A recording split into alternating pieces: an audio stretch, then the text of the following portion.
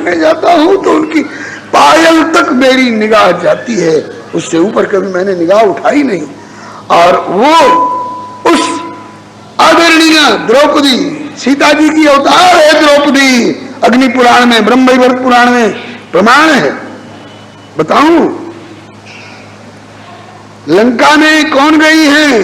सीता जी नहीं, सीता जी का प्रतिबिंब गया है, डुप्लीकेट सीता जी गई हैं, सीता जी की फोटोस्टेट कॉपी गई है। और वहां से लौटते समय में प्रभु ने कहा कि लंका में रह के आई हो, तुम पवित्र हो, इसका प्रमाण प्रभु आपको जिसमें संतुष्टि हो। लक्ष्मण आग जलाओ, चिता प्रज्वलित करो, सीते कूद पड़ो इसमें, अगर तुम पवित्र हो तो तुम्हारा कपड़ा भी नहीं जलेगा, तुम्हारा शरीर का एक रोआ भी नहीं जलेगा, और अगर तुम में दोष आ गया है तो तुम खुद जल जाओगी। आपकी आज्ञा है प्रभु, आज्ञा है। लो कूद गई, प्रज्वलित चिता में कूद गई। ये भी गजब की बात है, प्रसंग पर प्रसंग निकलते जाते हैं। अहिल्या पवित्र थी क्या? शापिता परितापिता पतिता पति के द्वारा परित्यक्ता, और उसके लिए नहीं कहा कि चिता जलाओ और इसमें अहिल्या को कहो कूद जाए और परीक्षा दे। उसके लिए तो परसत पद पावन शोक नष्टन श्री हरे नमः। लेकिन अपनी प्राण प्रिया वैदेही परखत अग्नि प्रजारी, आग में कूदकर परीक्षा देनी पड़ेगी। आग में कूद गई, अग्निदेव को इशारा किया रघुनंदन ने, अग्निदेव तुम्हारी दी हुई चरु के द्वारा मैं पैदा हुआ हूं, तुम मेरे पिता तुल्य हो, और तुम्हारी देख रेख में मैंने जो अपनी सीता आज से वर्ष भर पहले अग्नि में प्रवेश करा रखी थी, तुम पावक महकर निवासा, और अब जो सीता आ रही हैं निज प्रतिबिंब राखते सीता लंका से आ रही हैं, अग्नि परीक्षा के बहाने मैं आप में कूदने को बाध्य कर रहा हूं, तो कूद रही हैं लंका से आने वाली प्रतिबिंब स्वरूपा सीता। और हे अग्निदेव तुम प्रकट कर देना किसको? मेरी पहले की रखी हुई धरोहर सीता को प्रकट करना। हे लंका से पधारने वाली प्रतिबिंब स्वरूपा सीते, तुम तो अग्नि में ही रह जाना। कब तक के लिए प्रभु? बोले जब तक मेरा कृष्णावतार न हो। ये कोई कौन सी लीला योजना है?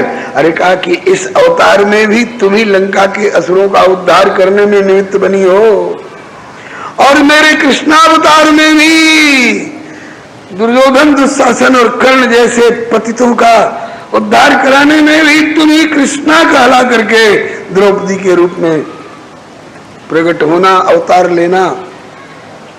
अग्नि में ही रह जाओ, और जब द्वापर आएगा तो मैं कंस के कारागार में प्रकट होऊंगा, और तुम द्रुपद राजा के यज्ञ स्थल में यज्ञ कुंड की अग्नि में से प्रकट हो जाना। ये द्रौपदी सीता जी की अंशावतार है। और उस द्रौपदी के लिए दुर्योधन कहता है, दुशासन उसके केस पकड़ के घसीट करके ले आओ सभा में। कहा कि खबर मिली है कि रजस्वला अवस्था में है, मासिक धर्म में। कोई बात नहीं, मासिक धर्म में है तो क्या, मेरी आज्ञा है, घसीट करके ले आ। और उसकी सारी खींच, इतना खींच कि उसके शरीर पर कपड़ा न रह जाए, नंगी कर दे और ला करके मेरी जंगा पर बिठा, ये आज्ञा दे रहा है। बताओ, ठाकुर कह रहे हैं कि तू क्षत्रिय है, तू ब्राह्मण है, नीच चंडाल से भी गया कुछ गुजरा है, सर्ववर्णे सुते शूद्रा ये न भक्ता जनार्दने। द्रौपदी भक्तिमती है, युधिष्ठिर भीम अर्जुन नकुल सहदेव ये भक्त है, कुंडक गोलज और जाने कौन कौन संज्ञा इनकी है, लेकिन तो भी ये परम पवित्र है, इनका नाम लेने वाले आगे पवित्र होंगे। और अरे अब आगे युधिष्ठिर नाम घर घर में होगा लोगों का, भीम घर घर में होगा, अर्जुन घर घर में होंगे, लेकिन एक भी दुर्योधन कहीं दिखाइए तो किसी परिवार में, एक भी दुशासन दिखाइए तो, एक भी रावण दिखाइए तो किसी परिवार में, एक भी अजामिल दिखाइए तो, एक भी धुंधकारी दिखाइए तो, ये ब्राह्मण और क्षत्रिय धिक्कार के पात्र हुए। श्री हरे नमः। कर्मा कोई कहते हैं कि जाट की बेटी थी। रीवा नरेश महाराज रघुराज सिंह जी ने लिखा है तेलिन तेलिन तेलिन थी, चाहे जो भी हो, लेकिन अब क्या है ये, अब ये यशोदा माँ है, अब ये कौशल्या माता है, क्योंकि ठाकुर इनकी गोदी में बैठ के खिचड़ी खा रहे हैं। पहले दिन वाली घटना आज सुनाई, और आगे वाली घटना बड़ी विलक्षण है। उसी घटना ने कर्मा को प्रख्यात कर दिया। एक दिन खिचड़ी खा लिए, रोज खिचड़ी घर में खा रहे हैं, ये नहीं प्रख्यात कर सकती थी घटना कर्मा को, लेकिन आगे वाली घटना ने जगत में विख्यात कर दिया कर्मा को, और इनका जो घर घर में गाया जा रहा है वो घटना अब समय सीमा पार कर चुका है, इसलिए आज नहीं कल की बैठक में। और ध्यान रख, प्रभु का नाम लीजिए, वो पंक्ति गा लीजिए,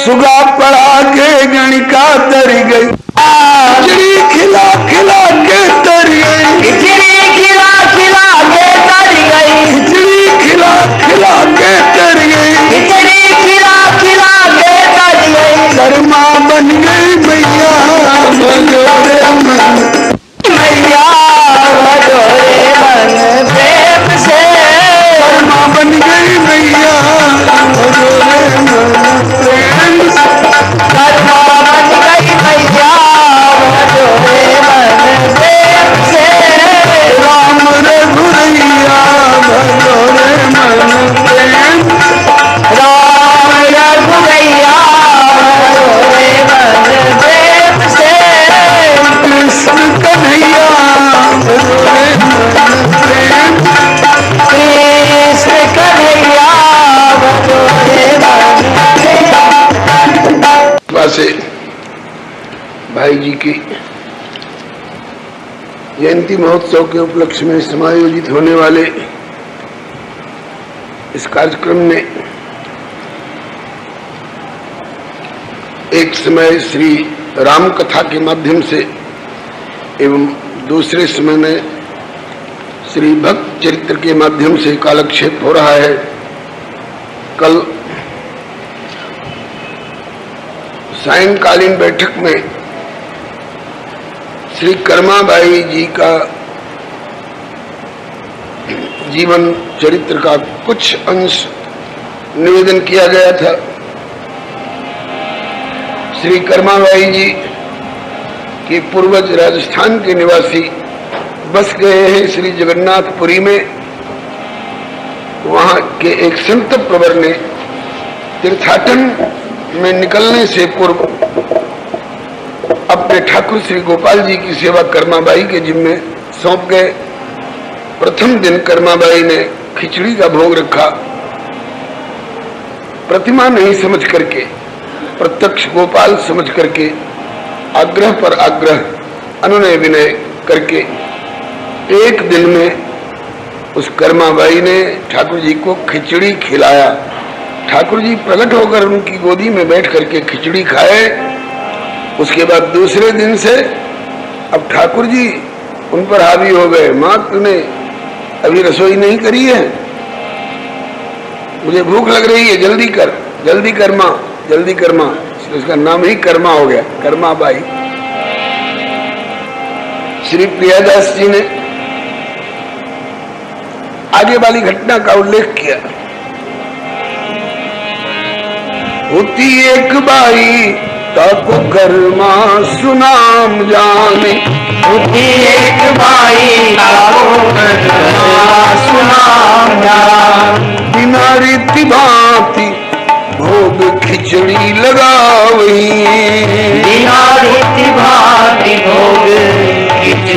लगावही।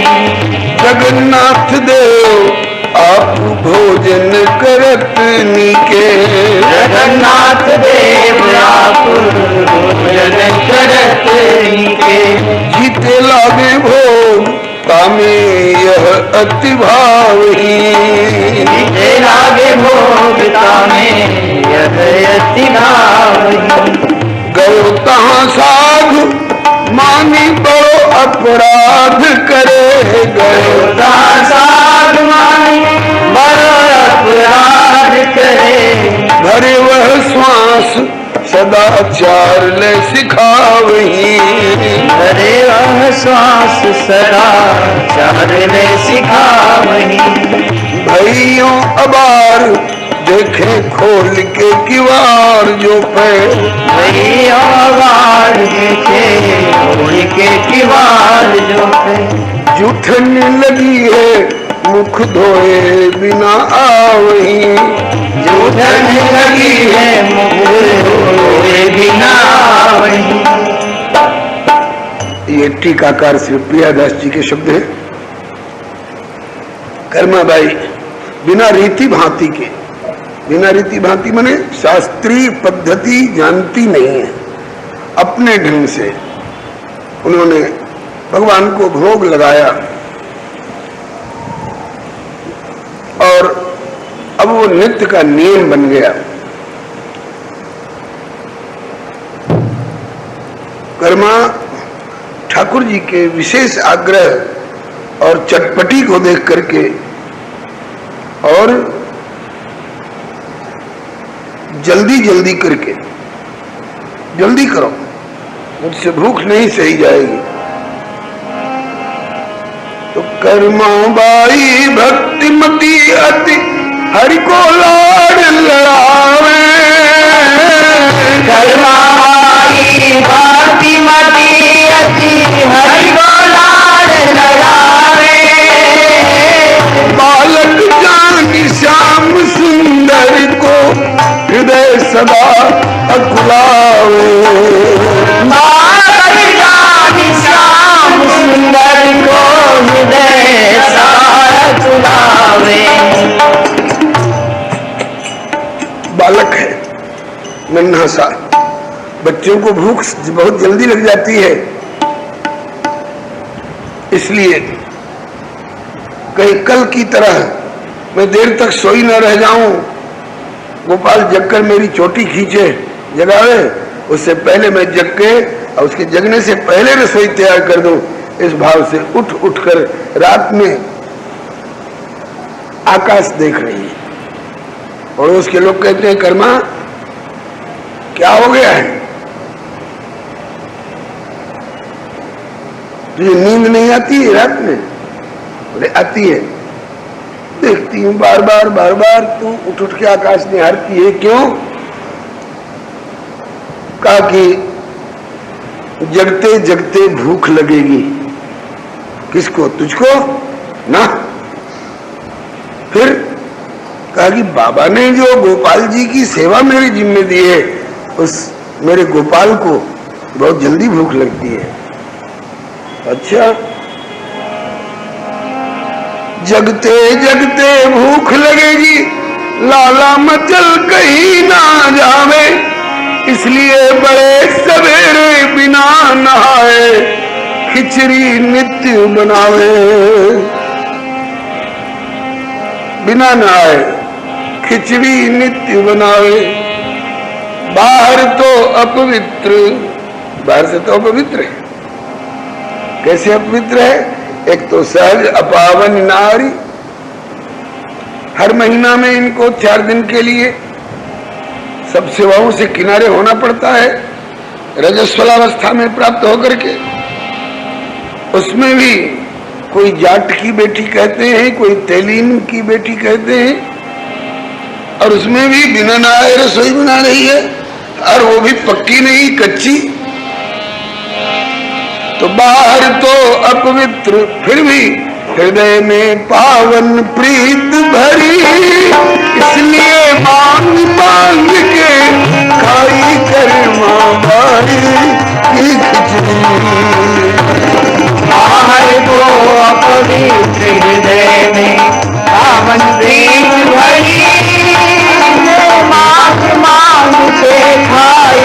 कर्मा बाई की खिचड़ी।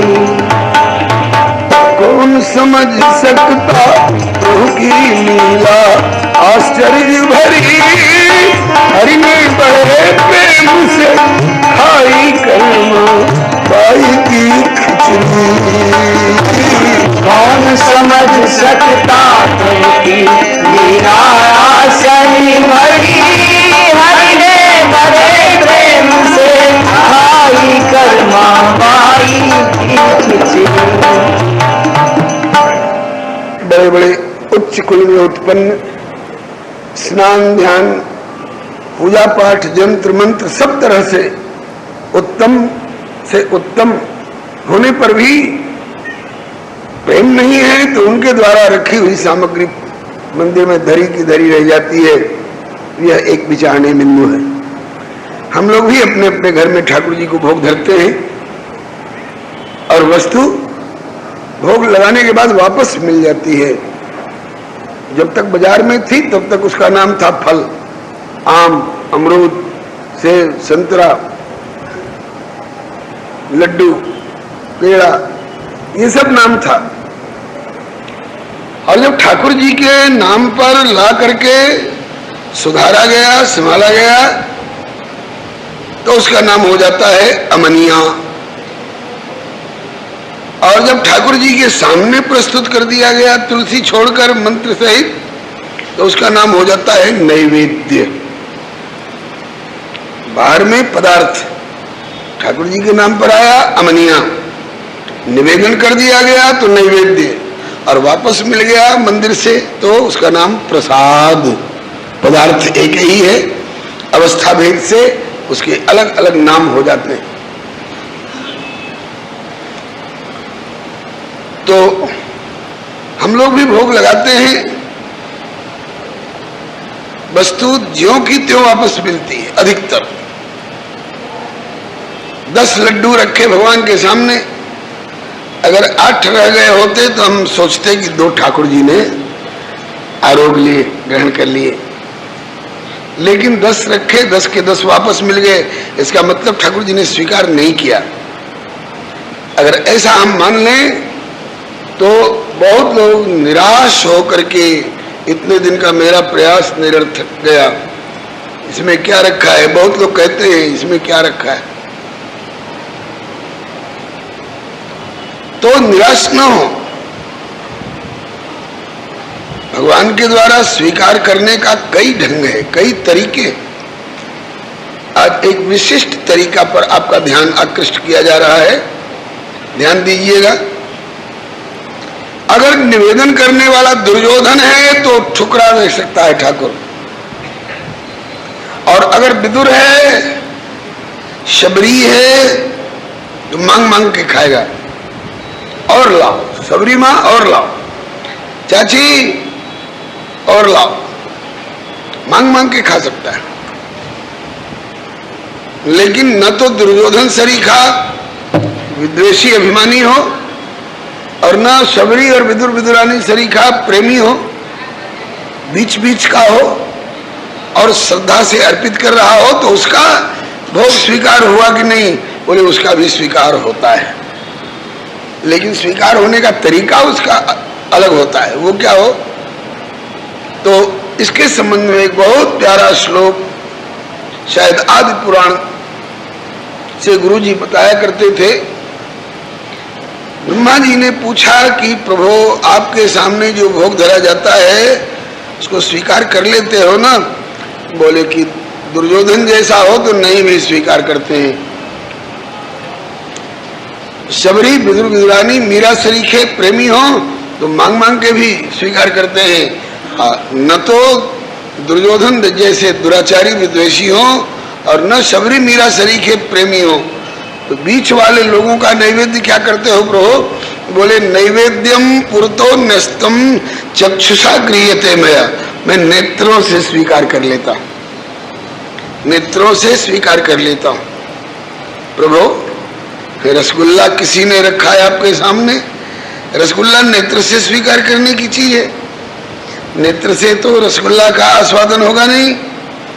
तो कहते हैं कि आस्वादन बाद में करता हूं, उस समय स्वीकार कर लेता हूं, जब निवेदन किया जाता है तो नेत्रों से स्वीकार कर लेता हूं। और आस्वादन कब करते हो, कैसे करते हो?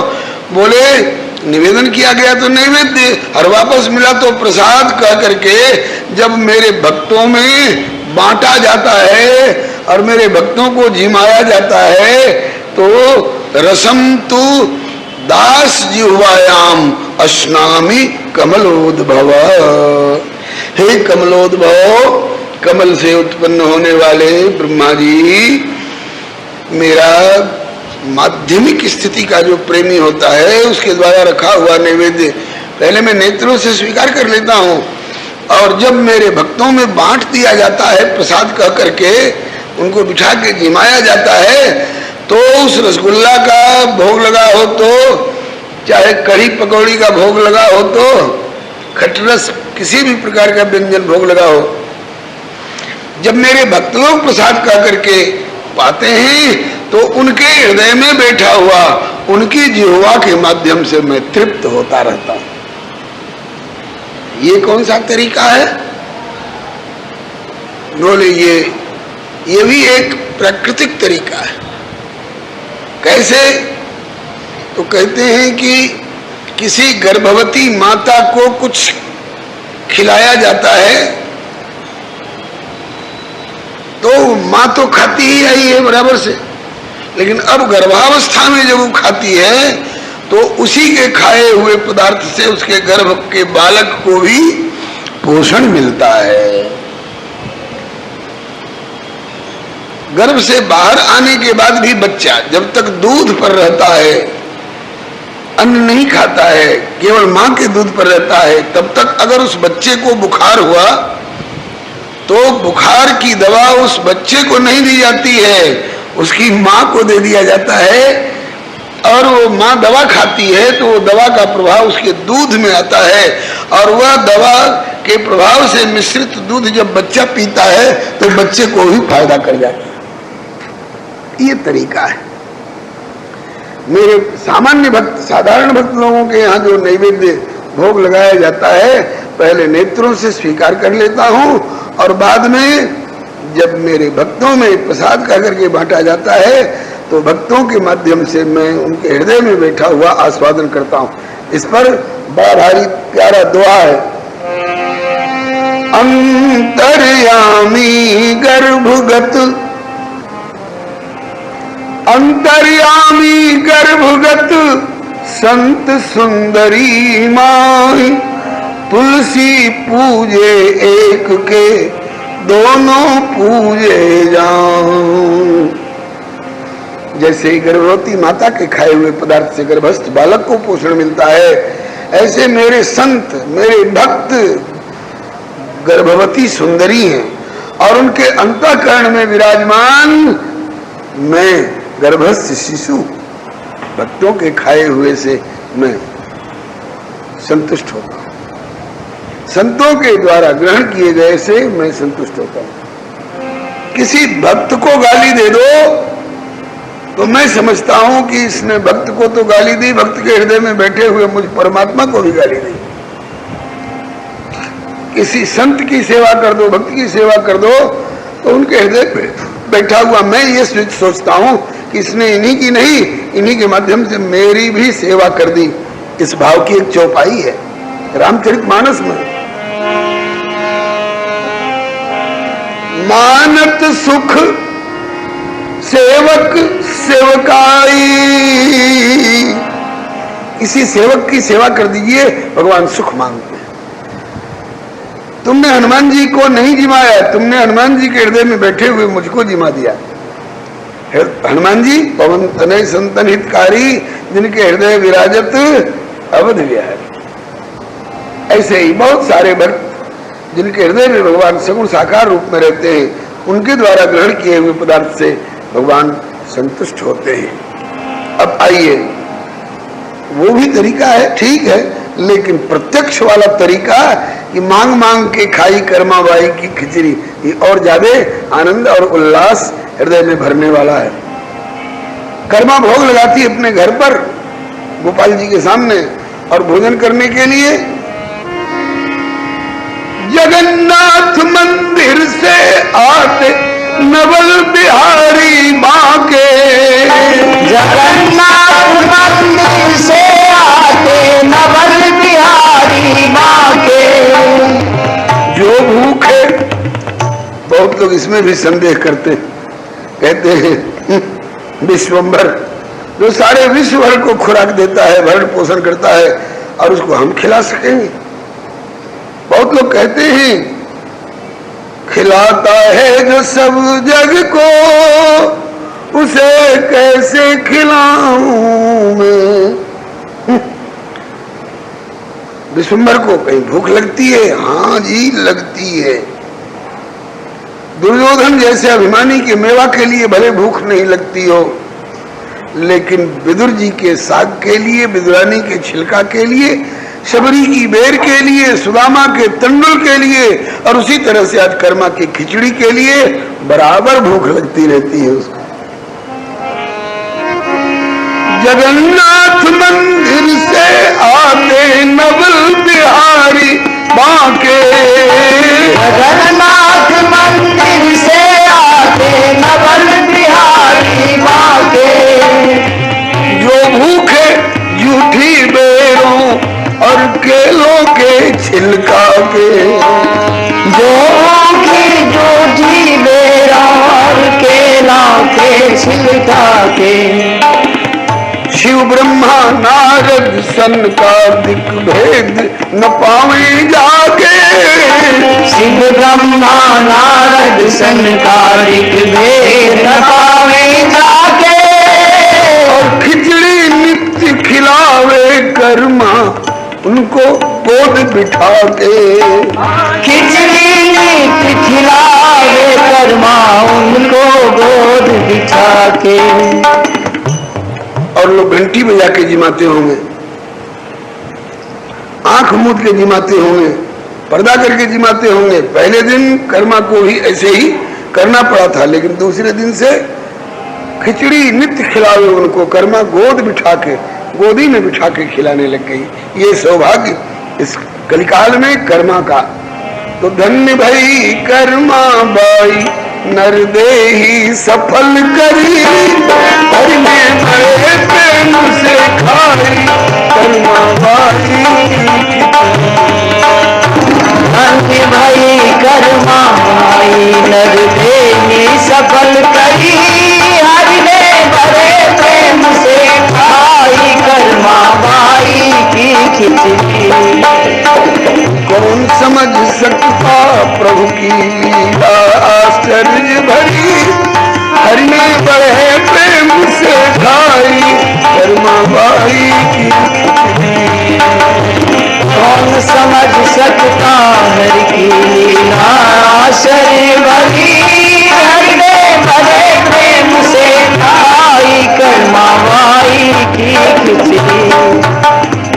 बहुत दिन तक अबाध गति से ये नियम चलता रहा। कर्मा खिलाती रही, ठाकुर खाते रहे। ठाकुर ने सोचा कि ये बात औरों के सामने जाहिर होनी चाहिए।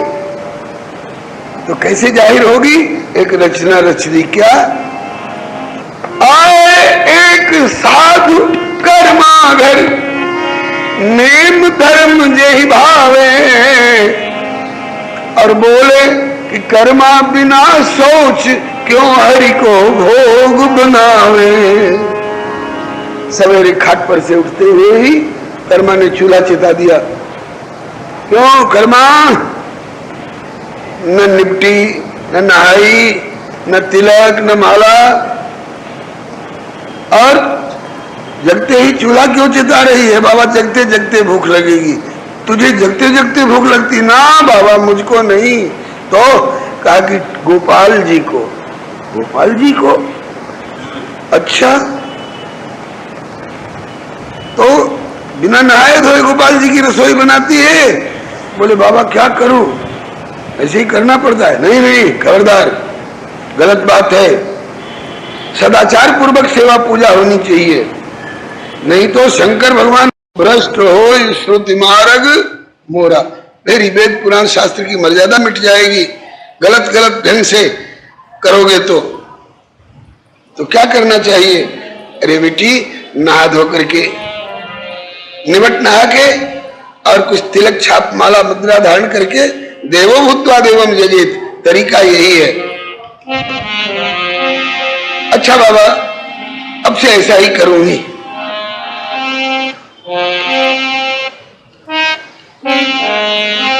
आए एक साधु कर्मागृह, नेम धर्म यही भावे। और बोले कि कर्मा बिना शौच क्यों हरि को भोग बनावे। आज्ञा दे कर गए साधु अब कर्मा नेम निभावे। आज्ञा दे कर गए साधु अब कर्मा नेम निभावे। स्नान ध्यान के बाद नित्य अब हरि का टहल बजावे। स्नान ध्यान के बाद नित्य अब हरि का टहल बजावे। हुआ बड़ा असमंजस हरि को, हुआ बड़ा असमंजस हरि को, बनी बात बिगड़ी। हरि ने बड़े प्रेम से खाई कर्मा भाई की खिचड़ी। हुआ बड़ा असमंजस हरि को, बनी बात बिगड़ी। हरि ने बड़े प्रेम से खाई कर्मा भाई की खिचड़ी। भगवान को बड़ा असमंजस हुआ। क्या? पहले इनकी चतुराई थी कि जब तक पंडा पुजारी अभी कहीं शौच स्नान ध्यान पूजा पाठ वगैरह में लगे रहते, किवाड़ खोलेंगे उसके पहले ही कर्मा की यहाँ रसोई बन जाती, आरोप करके चले आते, किसी को पता ही नहीं चलता। लेकिन अब तो कर्मा को भी स्नान ध्यान में देरी होने लग गई, तो घड़ी हो गई एक हरि के दोनों ओर जाने की। जगन्नाथपुर और कर्मा घर राजभोग पाने की। सेखी गई भूल सारी मनमोहन मन माने की। चाट लगी रसना को कर्मा की खिचड़ी खाने की। असमंजस पड़ गया। एक ही समय में उधर मंदिर में भी भोग रखा गया जगन्नाथ जी के यहाँ, और उसी समय कर्माबाई ने भी भोग रखा। दोनों समय एक हो गया। अब इसमें असमंजस की क्या बात थी? ठाकुर जी तो समर्थ हैं, लाखों व्यक्ति एक साथ मिलना चाहते हैं तो लाखों रूप से प्रकट होकर के अमित रूप प्रगटे तई काला, यथा योग्य मिले सबही कृपाला। छनम सबही मिले भगवाना, उमा मरम यका होने जाना। यह बड़ी बात राम के नाही, जिम घट कोट एक रवि छाए। सूर्य एक ही, और एक ही समय में बनारस में भी देख लीजिए, बंबई में भी देख लीजिए, सूर्य कलकत्ता में भी देख लीजिए। ऐसे ही एक ही प्रभु द्वारकाधीश कहलाते हैं। उनकी 16,108 रानी पटरानी है। सब रानियों के लिए अलग अलग महल हैं। प्रभु किस महल में मिलेंगे? बोले जिस महल में जाओगे उसी में मिलेंगे। अरे एक में होंगे तो दूसरे में नहीं, दूसरे में होंगे तो तीसरे में नहीं। बोले ये तो और सामान्य प्राकृतिक प्राणियों के बारे में ये बात लागू होती है, लेकिन ठाकुर जी एक होकर के भी अनंत रूप से सबके साथ है। अगर चाहते तो एक रूप से जगन्नाथ मंदिर में भी भोग लगाते और एक रूप से कर्मा के घर में भी भोग लगाते, लेकिन ऐसा नहीं चाहा। क्यों? बोले ऐसा करते रहते तो लोगों को कैसे मालूम होता कि कलयुग में भी कर्मा बाई जैसी साधारण बिना पढ़ी लिखी एक औरत भी इनको अपना बेटा बना करके गोदी में बिठा कर खिचड़ी खिला सकती है। ये कैसे लोगों को मालूम होता? भक्ति की, प्रेम की महिमा को व्यक्त करने के लिए रचना रची विचित्र एक। अब रचना रची विचित्र और प्रेम की प्रभुता प्रकट करी। हरि ने बड़े प्रेम से भाई कर्मा भाई की। रचना रची चित प्रेम की प्रभुता प्रगट करी, हरि ने बड़े प्रेम से आई कर्मा बाई की खिचड़ी। एक रचना रच दी, एक घटना घटा दी, जिससे इस घटना की अभिव्यक्ति और व्यापकता सब लोग जाने। घटना क्या घटी? एक दिन कर्मा की गोदी में झीम रहे जदुराई, एक दिन कर्मा की गोदी में झीम रहे जदुराई, तभी पुरी में राजभोग की घंटी पड़ी सुनाई, तभी पुरी में राजभोग की घंटी पड़ी सुनाई।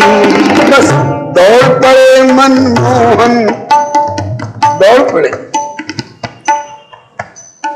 कर्मा ने कहा कि लाला 2-4 का और खा ले, फुर्सत नहीं अब।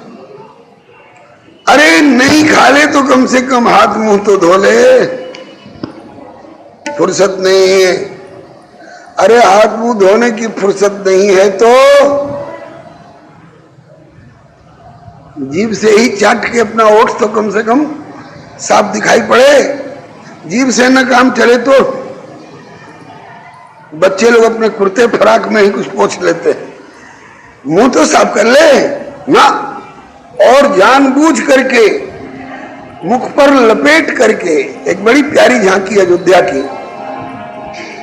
कर्मा जानती है इसकी पुरानी आदत है। दशरथ जी अपनी गोदी में बिठा करके जब खिलाते, भोजन करत, पिताजी की गोदी में बैठ के भोजन तो खा रहे हैं, लेकिन चपल चित्त चंचल हो रहा है। क्यों? सखाओं के साथ खेल रहे थे, खेलते खेलते पकड़ के लाए गए हैं, सखा लोग उदास हो गए। अब सखा लोग उदास हो गए तो उनकी उदासी कैसे दूर होगी?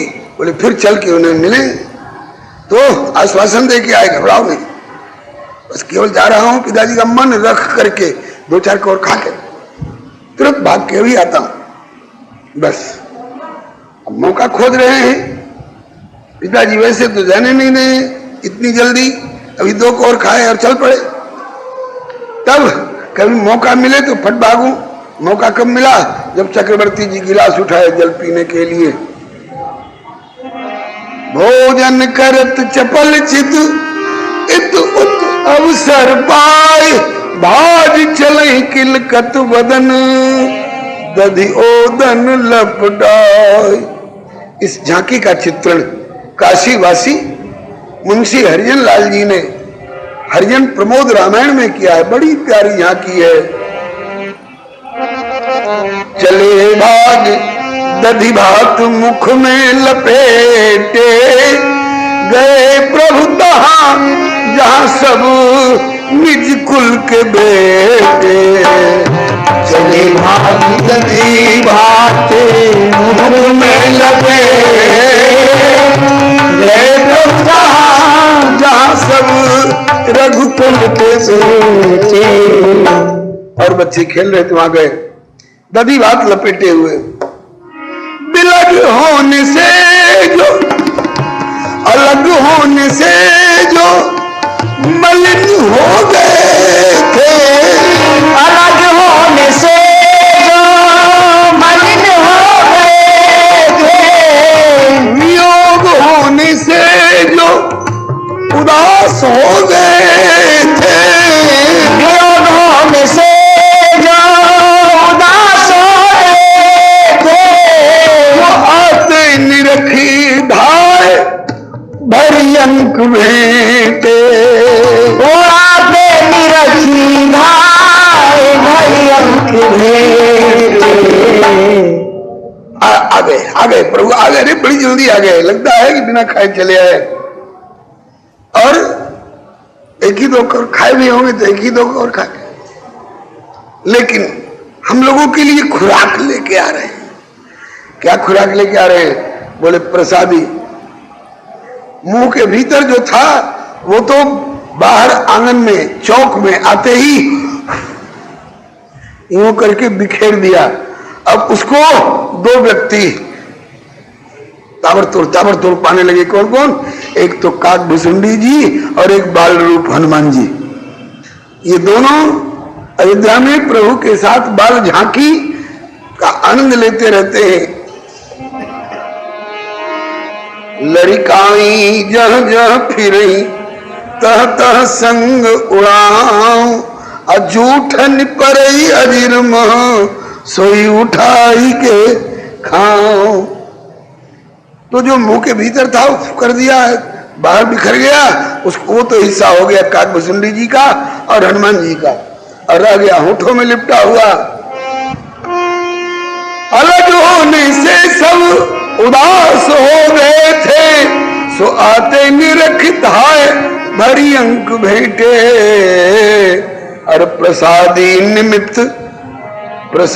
निमित्त सब ही मुख चूमी हरिजन, बिना धोए ही दधी उदन दाग मेटे। प्रसादी निमित्त सभी मुख ध्यान हरिजन, बिना धोए ही दधी उदन दाग मेटे। प्रसादी निमित्त सभी मुख चूमे हरिजन, बिना धोए ही सभी उदन दाग मेटे। चले भाग दधी भात मुख पे लपेटे, गए प्रभु कहाँ जहाँ सब रघुकुल के बेटे। भक्तवत्सल भगवान की जय। ये बाल उपासक रसिकों का ध्यान है। हाँ, ये सब झांकी प्रभु शोभा सुख जाने ही नैना, कई किम से कहीं तिन्हीं नहीं बहना। प्रभु वचनामृत सुन न अघाओ, कान वचनामृत का इनकी किलकारी का आनंद लेते हैं और नेत्र इनकी छवि का ध्यान करते हैं। अस्तु, आज वैसे ही कर्मा ने सोचा, पुरानी आदत है इसकी, खाते खाते भाग जाता है। कहा कि लाला दो कौर और खा ले ना। अब फुर्सत नहीं, घंटी बज गई वहां जगन्नाथ मंदिर में। अच्छा तो मुंह तो धो ले ना, देर हो जाएगी। कपड़े से पोंछ तो ले ना, आज और लपेट करके ले जाना है। किस लिए? जिसमें देखते ही पुजारी को समझ में आ जाए कि कहीं से कुछ खा के आ रहे हैं। पर क्या खा के आ रहे हैं? उजली उजली खीर तस्मई खा के आ रहे हैं कि पीली पीली खिचड़ी खा के आ रहे हैं, ये देखते ही समझ जाएं। बस एक दिन कर्मा की गोदी में जीम रहे चतुराई, तभी पुरी में राजभोग की घंटी पड़ी सुनाई। दौड़ पड़े मनमोहन तन मन की सब सुधि बिसराई। तन मन की सब सुधि बिसराई। दौड़ पड़े मनमोहन तन मन की सब सुधि बिसराई। दौड़ पड़े मनमोहन तन मन की सब सुधि बिसराई। लखा पुजारी ने मुख पे जूठी खिचड़ी लिपटाई। लखा पुजारी ने मुख पे जूठी खिचड़ी लिपटाई। पुजारी देखते ही समझ गए कि आज जगन्नाथ जी अभी तो कौर उठाए नहीं यहाँ मंदिर में, और मुख पर कुछ लिपटा हुआ है। और क्या लिपटा हुआ है? लगता है खिचड़ी खा के कहीं से आ रहे। तब पूछा हरि से, कहो नाथ ये बात रहस्य भरी, हरि ने बड़े प्रेम से खाई कर माई की खिचड़ी। तब पूछा हरि से, कहो नाथ यह बात रहस्य भरी, हरि ने बड़े प्रेम से खाई कर माई की खिचड़ी। प्रभु कहीं से कुछ आरोप के आ रहे हैं। हाँ जी, कहां से? बोले कर्मा बाई के यहां से। क्या खा के आ रहे हैं? बोले खिचड़ी खा के आ रहे हैं। कर्मा कौन है? पूरा परिचय दिया। अरे राम राम, कान पर हाथ रखा पुजारी ने। प्रभु हम लोग 56 भोग रखते हैं, इसमें आपको संतोष नहीं? कर्मा के हाथ की कच्ची रसोई खिचड़ी खाने के लिए आप इतना जल्दीबाजी कर देते हैं। सुन सेवक की वाणी, बोले भक्त बछल बनवारी।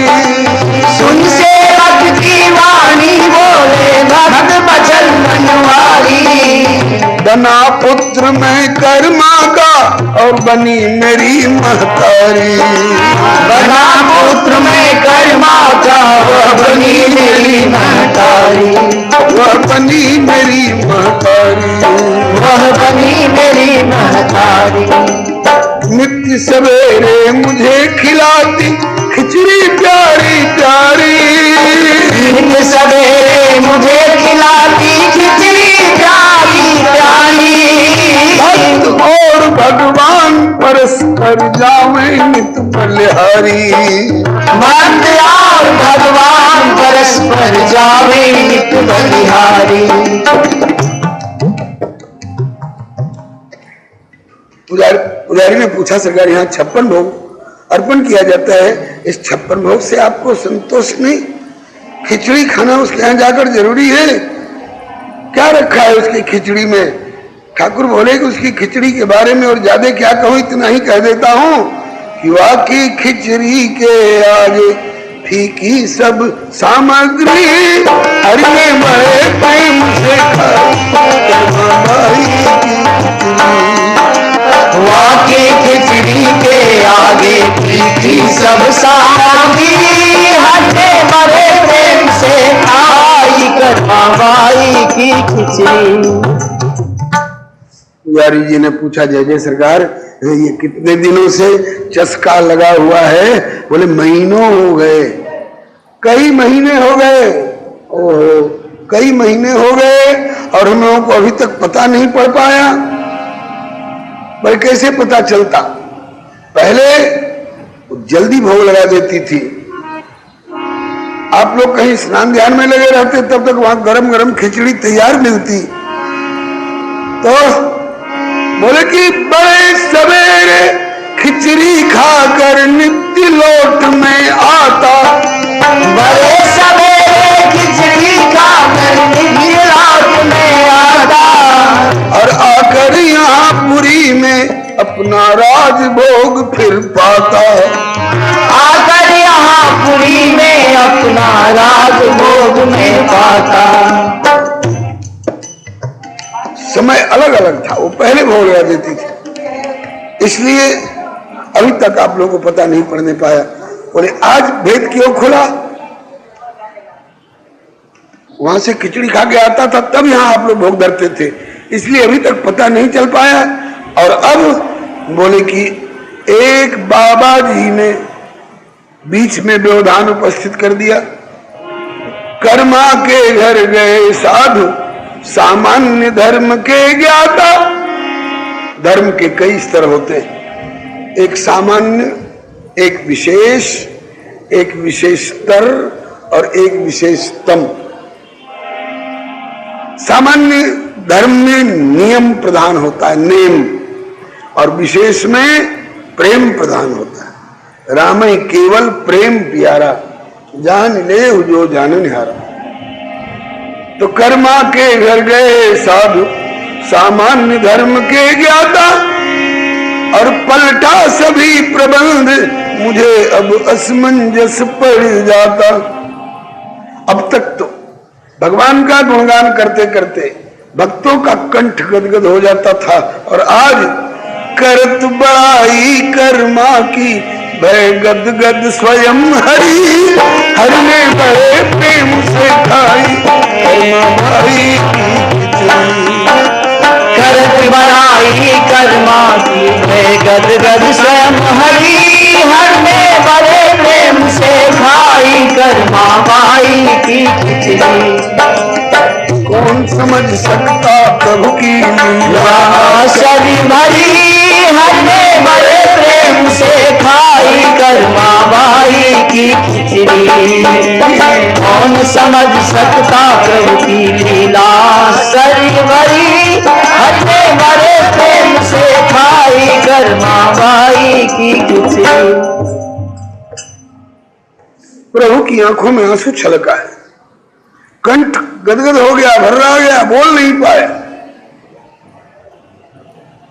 पुजारी भी अधीर हो गए। जय जय सरकार,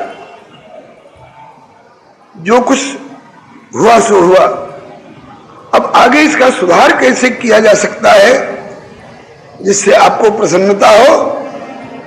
ठाकुर कहते हैं कि अगर मुझे प्रसन्न करना चाहते हो तो पहले मेरी मां को प्रसन्न करो, और मां को प्रसन्न करना चाहते हो तो उसका एक ही तरीका है, भेजो शीघ्र उसी बाबा को कि कर्मा के घर जावे। भेजो शीघ्र उसी बाबा को कर्मा के घर जावे, और कहे उसे पहले ही जैसा अब भी भोग लगावे। कहे उसे पहले ही जैसा अब भी भोग लगावे। क्योंकि भूखे रहकर बहुत देर तक, भूखे रहकर बहुत देर तक पुत्र बहुत दुख पावे। भूखे रहकर बहुत देर तक पुत्र बहुत दुख पावे। माँ को भी विलम्ब होने से तनिक चैन न आवे। माँ को भी विलम्ब होने से तनिक चैन न आवे। उसी महात्मा को भेजो और जा करके कह दो कि उससे जाके समझावे कि कर्मा जैसे पहले जगते जगते चूल्हा चिता के रसोई बना के तब कुछ निपटी करती थी, ऐसे ही उसी ढंग से पहले ढंग से तू रसोई बना और भोग लगाया कर। प्रभु हमें क्या पता कौन से संत जा करके वहां उल्टा पलटा सिखा दिए। बोले मैं नाम बताता हूँ, हुलिया बताता हूँ, पूरा पता ठिकाना बताता हूँ। बता दिया फलाने मठ में रहते हैं और फलाना उनका नाम है, अमुक संप्रदाय के हैं, अमुक तिलक लगाते हैं, सारा हुलिया बताया। गए दूत, बाबा आप कर्मा के घर पर गए थे? हाँ भैया गए थे। आपने उसको कुछ सिखाया है क्या? बोले हाँ सदाचार सिखाया है। बोले चलिए ठाकुर जी दुखी हो रहे, ठाकुर जी नाराज हो रहे हैं। अरे हमने चोरी सिखाई होती, डकैती सिखाई होती, गाली गलौज सिखाई होती, मारपीट सिखाई होती, केस मुकदमाबाजी जुआ सिखाया होता तब तो दुखी हो सकते थे, नाराज हो सकते थे। मैंने तो सदाचार सिखाया है। विष्णु सहस्त्रनाम में लिखा है आचार प्रथमो धर्म। जीवन में सदाचार को प्राथमिकता देनी चाहिए, नहीं तो सदाचार का त्याग करने पर शरीर भी अव्यवस्थित हो जाता है, सामाजिक व्यवस्था भी छिन्न भिन्न हो जाती है। शास्त्र शब्द का अर्थ ही होता है शासनात् त्रायते इति शास्त्रः। जो शासन करके, खबरदार करके और बुराई से, विनाश से बचावे, उसका नाम है शास्त्र। तो हमने तो शास्त्र की सदाचार वाली बात बताई है, हमने कोई गलत बात तो सिखाई नहीं है। क्यों प्रभु दुखी हो रहे हैं, क्यों नाराज हो रहे हैं? बोले चलिए जो कुछ बात करना हो उन्हीं से, ठाकुर जी से बात करिए। चलो, महात्मा भी कच्ची गोली खेलने वाले नहीं थे।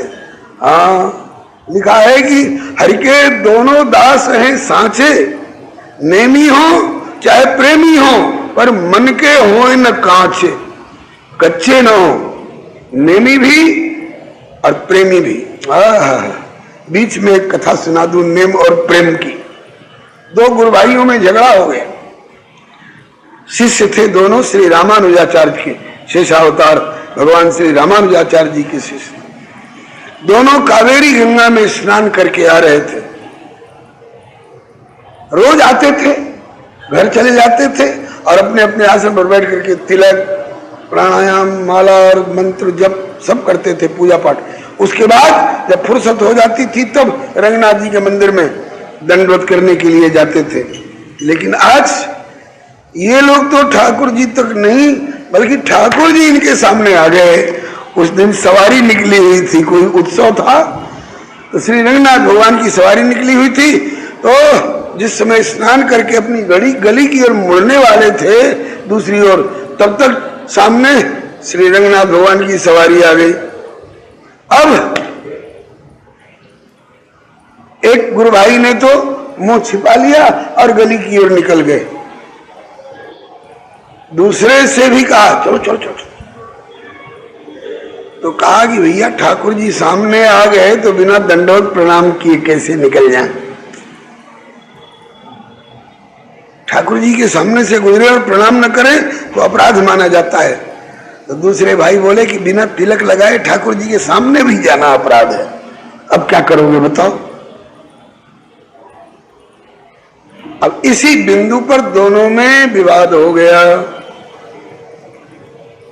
जिन्होंने कहा कि तिलक लगा करके नियम पूर्वक तब हम ठाकुर जी के सामने जाएंगे और प्रणाम करेंगे विधिवत, इनका नाम है श्री वेदांत देशिक स्वामी जी, बड़े विद्वान। और दूसरे भाई नाम है लोकाचार्य जी। ये विद्वान तो कम थे लेकिन प्रेमी बहुत थे। इन्होंने कहा कि भाई हम बिना तिलक लगाए ठाकुर जी के सामने जाते तो हम अपराधी होते, और हम अभी नहा रहे हैं और नदी से निकले ही हैं और कपड़े बदल रहे हैं और उसी समय ठाकुर जी आ जाएं हमारे सन्मुख, तो क्या हम ठाकुर जी को प्रणाम नहीं करेंगे?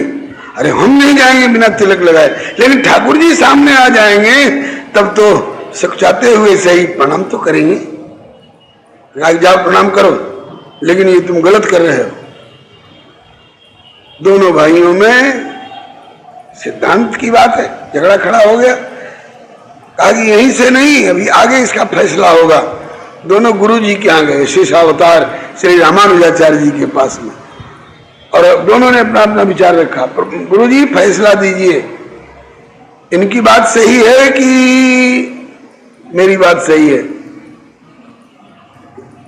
अब दोनों की जब उससे सुने तो लगे कि उनकी बात सही है, इनसे सुने तो लगे कि इन्हीं की बात सही है।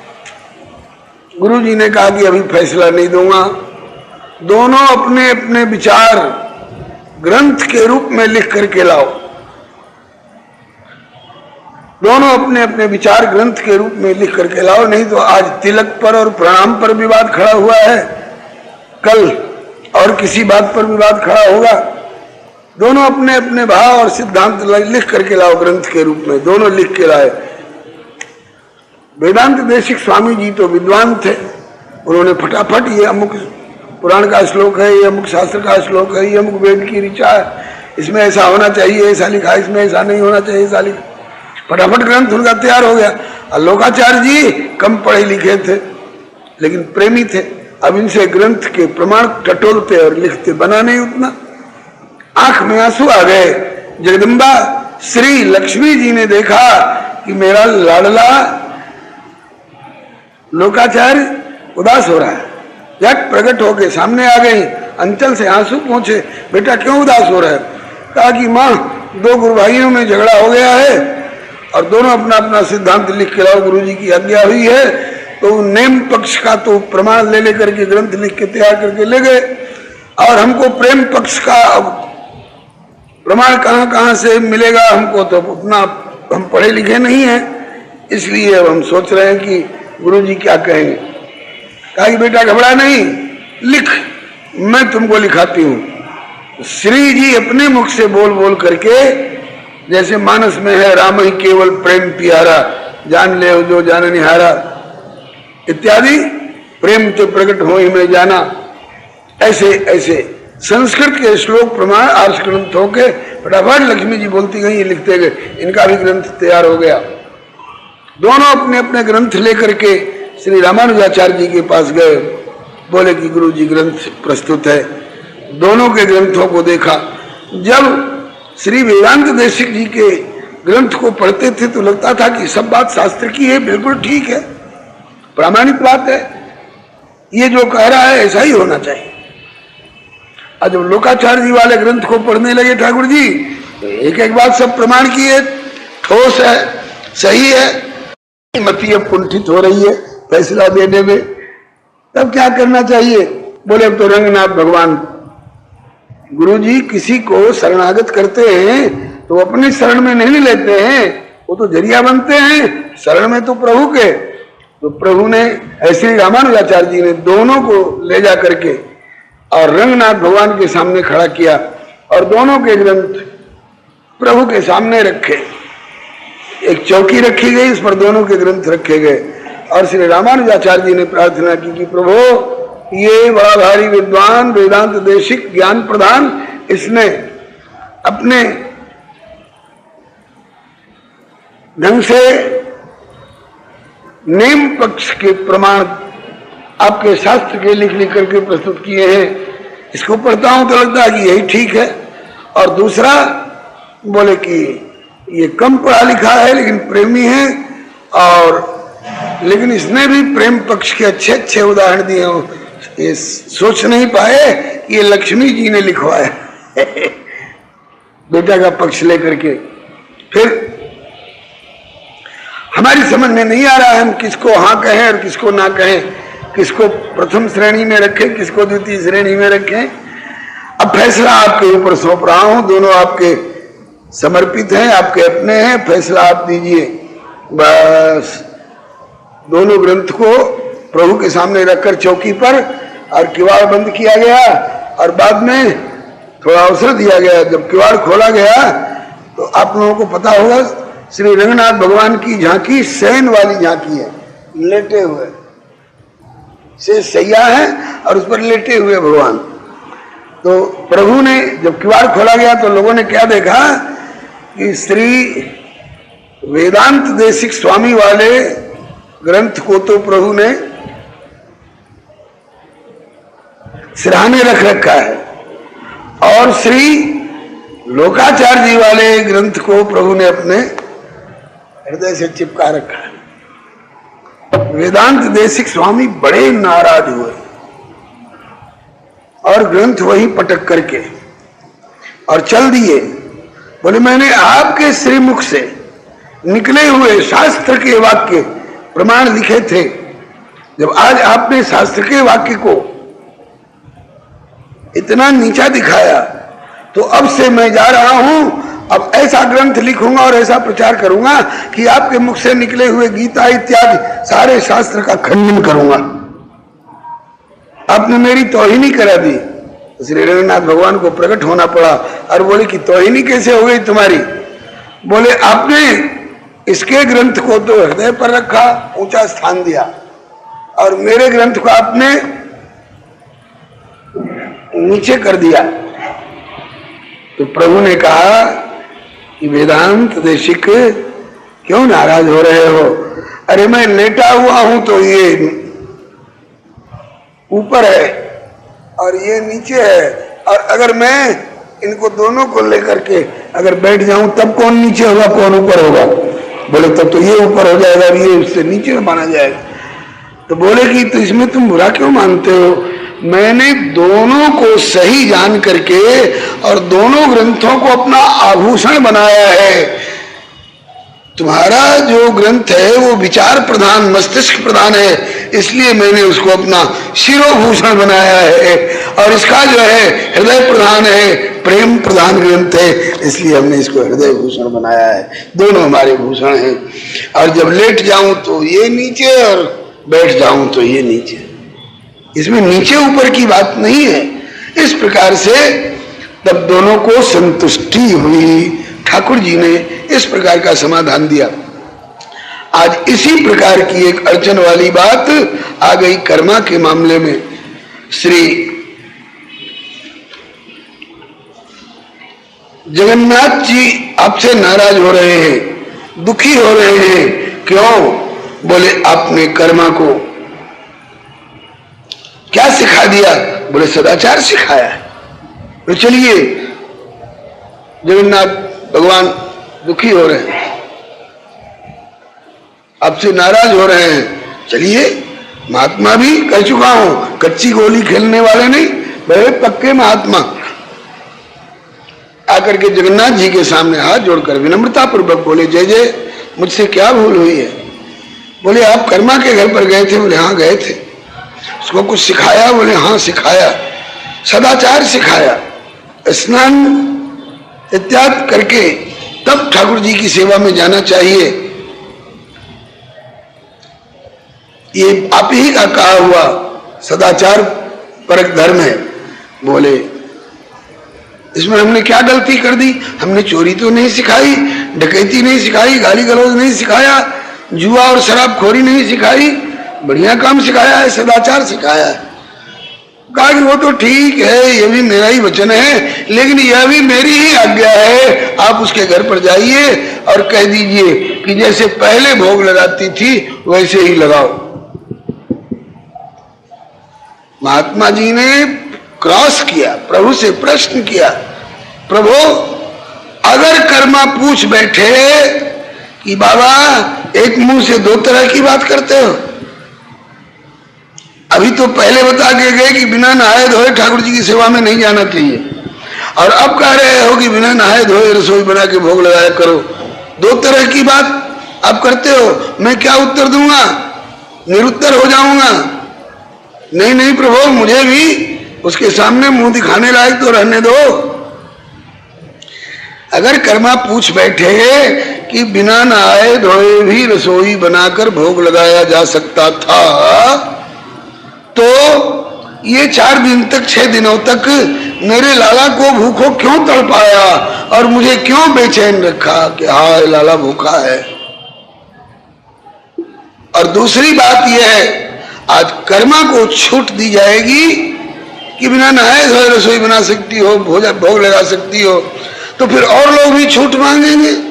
गतानुगतिको लोका, देखा देखी पुण्य, देखा देखी पाप, और लोग कहेंगे कि हमको भी छूट मिलनी चाहिए। तो ठाकुर जी बोले कि नहीं, औरों को छूट नहीं मिलेगी, कर्मा को ही छूट है ये। बोले कर्मा को ही आखिर ये विशेष छूट किस आधार पर? बहुत बढ़िया उत्तर दिया प्रभु ने।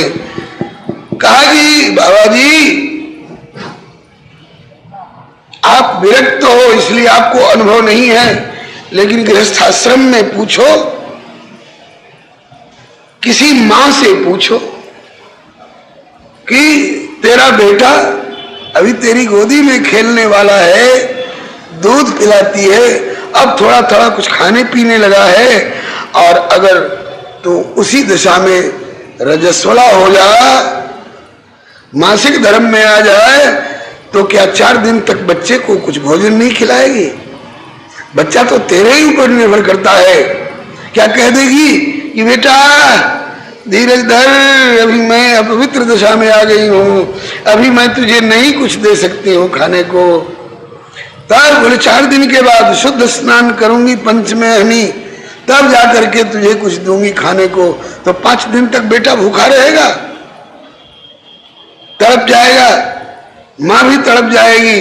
बोले तो कहते हैं कि कर्मा को यह छूट खास आधार पर मिल रही है, औरों को छूट नहीं मिल सकती है। अगर कर्मा पूछ बैठे कि तब ऐसा कह गए, अब ऐसा क्यों कह रहे हो, तो कह देना कि कर्मा नियम तो वही है जो मैं तुम्हें बता गया, वैसा ही होना चाहिए, लेकिन वह नियम ब्राह्मण क्षत्रिय वैश्य शूद्र चारों वर्ण के लिए। बोले कर्मा इन्हीं में से 4 में से किसी में एक होगी? बोले यह नियम ब्रह्मचारी गृहस्थ वानप्रस्थी सन्यासी के लिए है। बोले कर्मा भी तो इन्हीं 4 में से किसी एक में होगी? बोले यह नियम कर्मी योगी ज्ञानी के लिए है। बोले कि कर्मा भी तो इन्हीं में से किसी एक में होगी? बोले इनमें से एक होते हुए भी उसका एक विशेष पद हो गया है, और वहां ये विधि निषेध का बंधन नहीं होता है। वो कौन सी पदवी? बोले जब तक मैं भगवान था और वो भक्त थी, तब तक विधि निषेध की दीवार मेरे उसके बीच में खड़ी की जा सकती थी, लेकिन अब न वो भक्त है और न मैं भगवान हूं, तब क्या हूं और वो क्या हो? बोले कि सुन सेवक की वाणी, बोले भक्त बछल बनवारी। सुन सेवक की वाणी, बोले भक्त बछल बनवारी। बना पुत्र में कर्मा का, वह बनी मेरी महतारी। बना पुत्र में कर्मा का, वह बनी मेरी महतारी। अब मेरा उसका नाता भक्त और भगवान का नहीं है, अब मेरा उसका नाता माँ बेटे का है, तो माँ बेटे के बीच में ये विधि निषेध की दीवार नहीं खड़ी की जा सकती। ये उत्तर देना महात्मा जी संतुष्ट हो गए। हाँ, ये तो आप ठीक कहते हैं। बोले जाओ कह दो। क्या कहना? आज्ञा पाकर चले साधु कर्मागर उसी घड़ी, हरि में बड़े प्रेम से आज्ञा पाकर चले साधु कर्मागर उसी घड़ी, हरि में बड़े प्रेम से खाई कर्माबाई की खिचड़ी। उसी घड़ी चल पड़े बाबा कर्मा के घर की ओर, और अपने को कोसते जा रहे हैं और मन ही मन कर्मा की सराहना करते जा रहे हैं और अपने मन को सिखा रहे हैं, अरे मन अब देर मत कर, जल्दी चल कर्मा के घर पर, और उसका गुरु बनने लायक नहीं बल्कि तुम उसके चेले बनने लायक हो। जैसे उद्धव जी ज्ञान सिखाने जा रहे थे गोपियों को, और वहां जाकर के इनको लगा कि मैं इनका गुरु बनने लायक नहीं, मैं तो इनका चेला बनने लायक हूँ, बल्कि चेला बनने लायक भी नहीं हूँ। अहोभाग्यम अहोभाग्यम नंद गोप ब्रजो किसाम येन मित्रम परमानंदम पूर्णम ब्रह्म सनातनम। इसी प्रकार से आज बाबा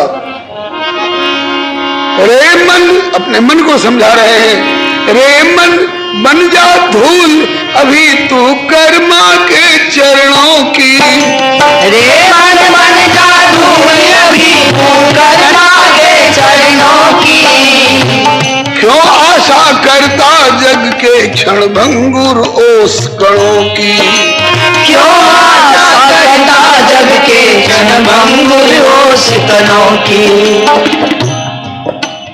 आवश्यकता तब ही तक साधारण उपकरणों की, आवश्यकता तभी तक साधारण उपकरणों की, मिली नहीं जब तक तुमको पद पंकज धूल बड़ों की, मिली नहीं जब तक तुमको पद पंकज धूल बड़ों की।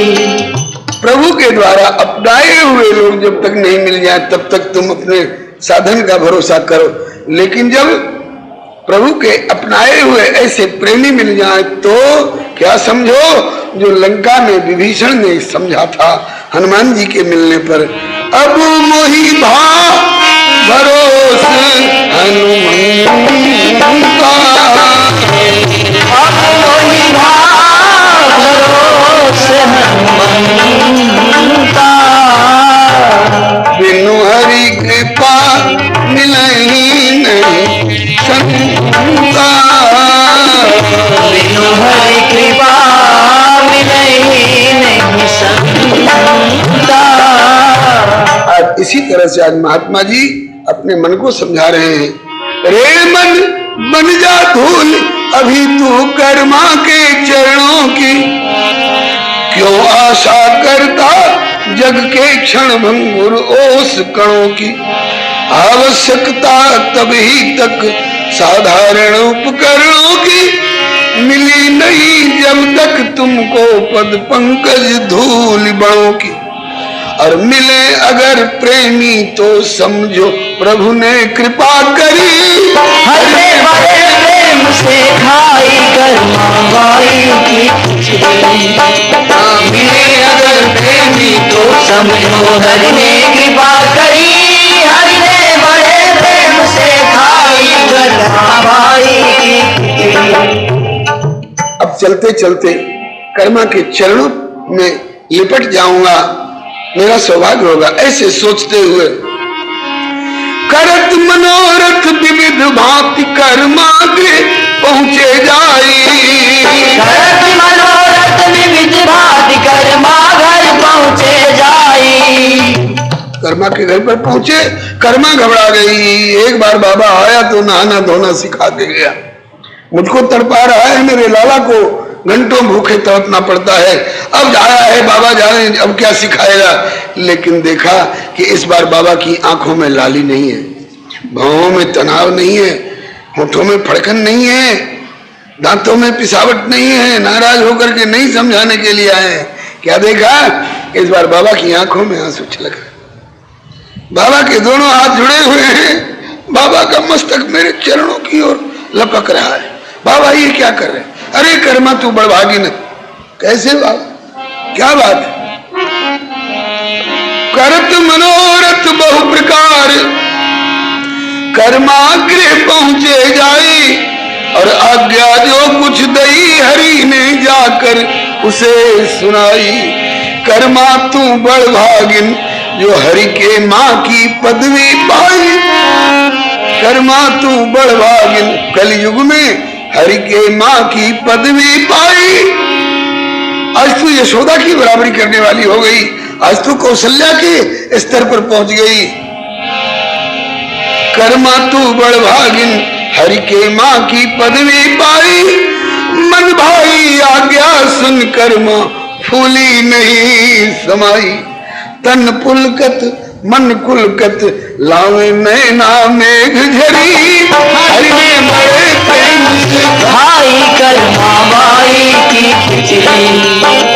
तन पुलकत मन पुलकत लावे नैना मेघ झरी। हरि ने बड़े प्रेम से खाई कर्मा बाई की खिचड़ी।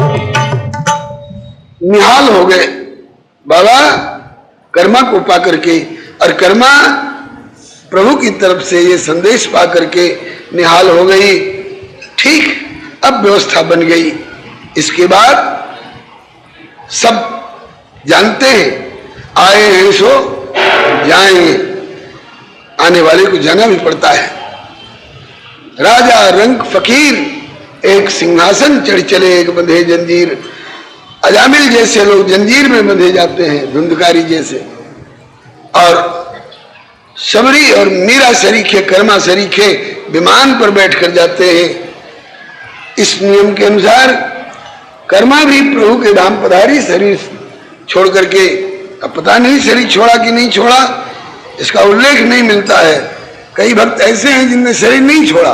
काशी में कबीर जी ने शरीर नहीं छोड़ा, महाराष्ट्र के संत तुकाराम जी ने शरीर नहीं छोड़ा, राजस्थान को गौरवान्वित करने वाली मीराबाई ने भी शरीर नहीं छोड़ा, गौड़ देश बंगाल को पुनीतता प्रदान करने वाले श्री चैतन्य महाप्रभु जी ने शरीर नहीं छोड़ा। सशरीर प्रभु के श्री विग्रह में विलीन हुए, धाम पाए। अब कर्मा कैसे गई इसका उल्लेख नहीं मिलता, इसलिए इस संदर्भ में मैं मूक हूं। लेकिन गई, दुनिया से विदा हुई। जिस दिन कर्मा दुनिया से विदा हुई उस दिन जगन्नाथ जी की आंख में आंसू देखे गए, आंसू बंद नहीं हो रहे। पुजारी पूछ रहे, जय सरकार आज आंसू कैसे? नहीं बोल पाए ठाकुर। राजा जी आए, बड़े भक्त थे उन दिनों में जगन्नाथपुरी के राजा, और बोले जय जय सरकार आज ये अधीरता कैसी, आंख में आंसू कैसे? बड़ी मुश्किल से भर रहा है कंठ से बोले, अब मेरी मां नहीं है, मुझे खिचड़ी कौन खिलाएगा?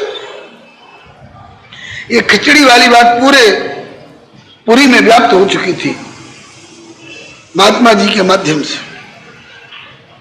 मेरी मां नहीं, मुझे खिचड़ी कौन खिलाएगा? राजा जी रो पड़े, पुजारी सब रो पड़े, बोले कि प्रभु मां बनने का दावा तो हम नहीं कर सकते, लेकिन रही खिचड़ी कौन खिलाएगा, हम वादा करते हैं कि आपके लिए 56 भोग से पहले खिचड़ी का भोग धरा जाएगा।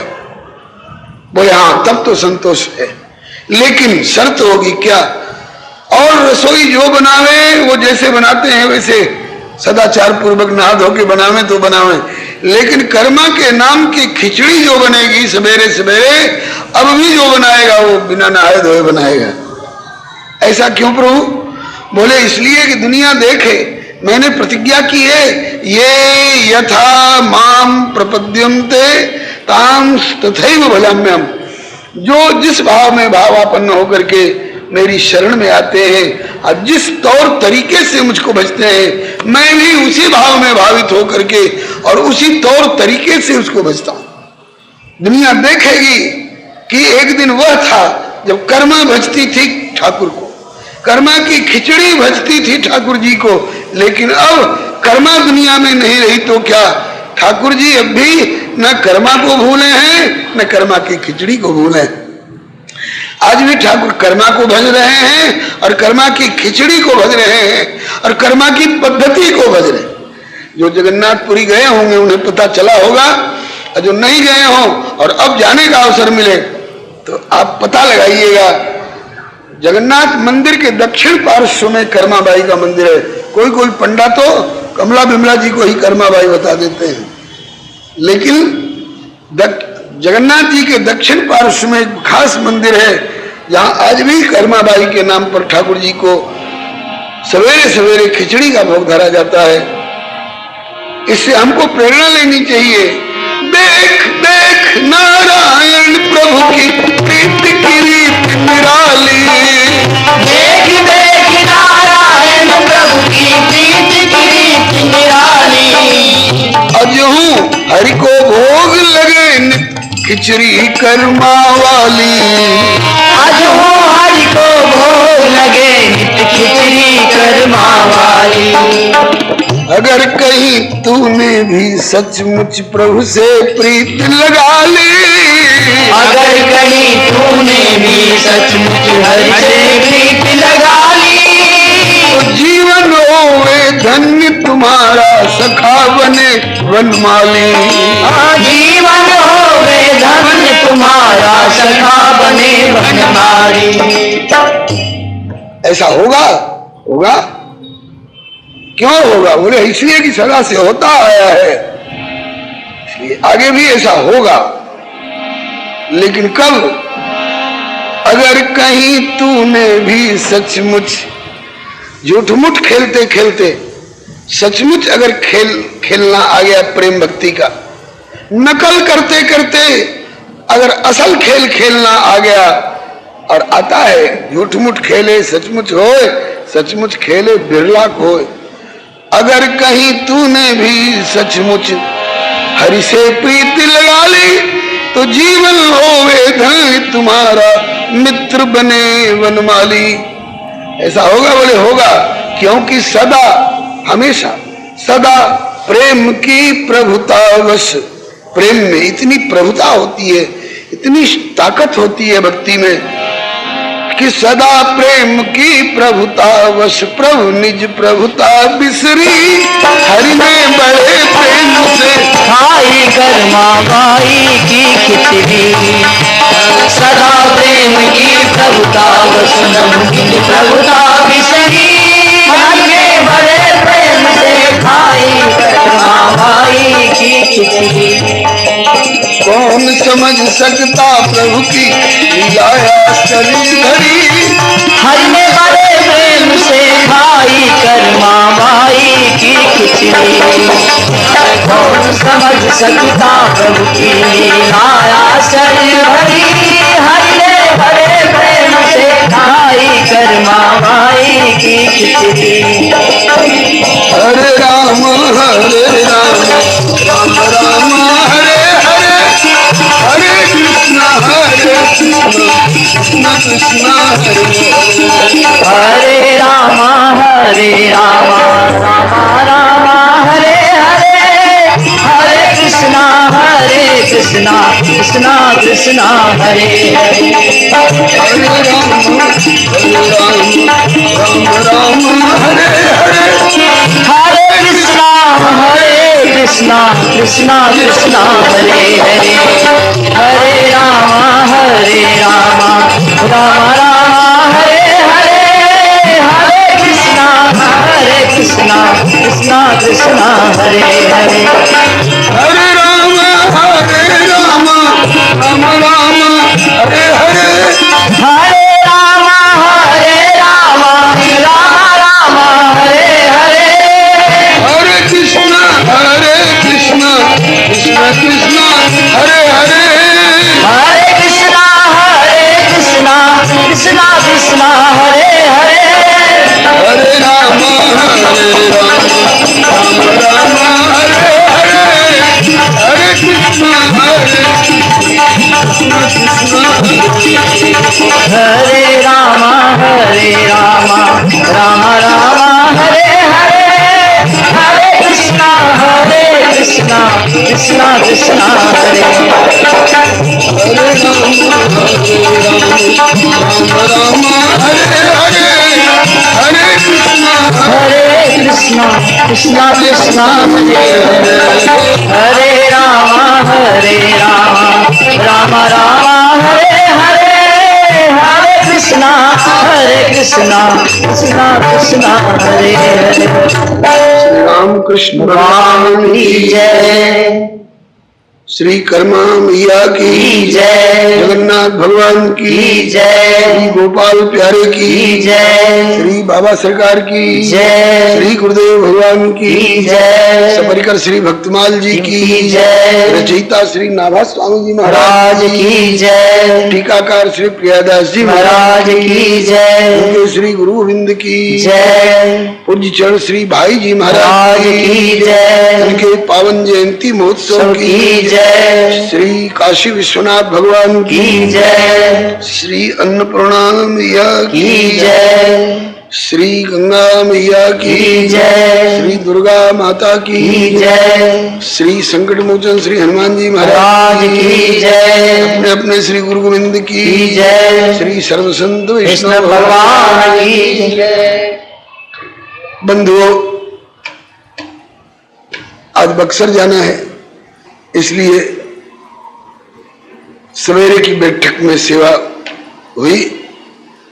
शाम की बैठक में 6 से 8 आप भैया श्री राम ज्ञान जी के द्वारा श्री राम जी के लीला चरित्र और उनकी भगवत्ता का ज्ञान प्राप्त करेंगे और कल हमरे राम फिर आपका दर्शन करेंगे। लेकिन चूंकि दूर से आकर के और सेवा करनी है, इसलिए कल सवेरे की बैठक नहीं, वही पहले वाला ढंग सवेरे श्री राम ज्ञान भैया सुनाएंगे कथा और हमरे राम शाम को। अब कल से अब रेगुलर यही नियम चलेगा। श्री राम कथा सवेरे की बैठक में 9:30 से 11:30 और भक्त कथा सायंकालीन बैठक में 6 से 8। श्री हरे नमः। ये क्रम 7 तारीख तक चलेगा। 7 को भाई जी की जयंती है, इसके बाद 8 को हमारी आपकी राम राम, फिर अगले वर्ष तक के लिए। श्री हरे नमः।